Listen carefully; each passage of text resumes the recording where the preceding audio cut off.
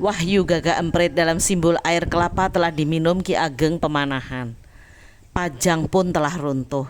Janji setia Ki Ageng Pemanahan pada Sultan Hadiwijaya menjadi batal. Mentauk pun mulai berkembang. Sebelum dilanjutkan, subscribe kanal ini lebih dulu, like dan komen, agar kanal ini bisa terus mengunjungi dengan informasi menarik lainnya. Danang Sutawijaya sekitar 1565 sudah mengawali mendirikan kerajaan di bekas alas Mentauk. Namun perjalanan membangun sebuah kerajaan tentulah tidak mudah. Banyak onak dan duri yang harus dihadapi. Dalam kitab terlengkap Sejarah Mataram oleh Sucipto Abimanyu disebutkan, Kerajaan Mataram resmi berdiri 1586 dipimpin Danang Sutawijaya yang bergelar Panembahan Senopati. Membangun kerajaan tidak semudah dibayangkan. Apalagi yang dilakukan pertama-tama oleh Panembahan Senopati selain membangun kawasan keraton adalah memperluas wilayah hingga Madiun Ponorogo berhasil dikuasai. Disusul Jawa Tengah dan Jawa Timur yang berhasil ia taklukkan, kecuali Pasuruan, Panarukan dan Blambangan. Ke barat 1595 berhasil menguasai Cirebon dan Galuh. Meski demikian ada yang mengganggu justru di dekatnya dan tak kunjung berhasil diredam, yakni Balilonya Ki Ageng Mangir.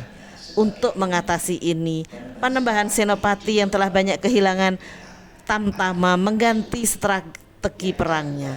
Diutuslah Putri Sekar Pembayun untuk maju menghadapi Ki Ageng Mangir dengan strategi perang yang berbeda. Kisah Pembayun dan Ki Ageng Mangir akan dikisahkan dalam konten yang lain. Tahun 1601 Panembahan Senopati wafat dan dimakamkan di makam Raja Mataram Kota Gede yang dibangunnya. Posisi makamnya ada di trap kedua sedikit lebih bawah dari Ki Ageng Pemanahan, Nyi Ageng Pemanahan dan Nyai Ageng Pati. Trap pertama diisi makam Nyai Ageng Henis, Panembahan Jayaprono dan Kiai Datuk Palimbang. Setelah wafat, tahta diteruskan putranya Mas Jolang yang bergelar Sultan Agung Hanyokrowati. Pada masa pemerintahan ini banyak daerah yang memberontak dan melepaskan diri dari kerajaan Mataram hingga tahun 1603 dan kemudian diteruskan Adipati Martapura yang juga hanya singkat memerintah. Tahta diteruskan Mas Rangsang bergelar Sultan Agung Hanyakrokusumo. Inilah masa kejayaan Mataram. Wilayah yang dimiliki meluas sebagai taklukan Mataram, bahkan hingga keluar Jawa.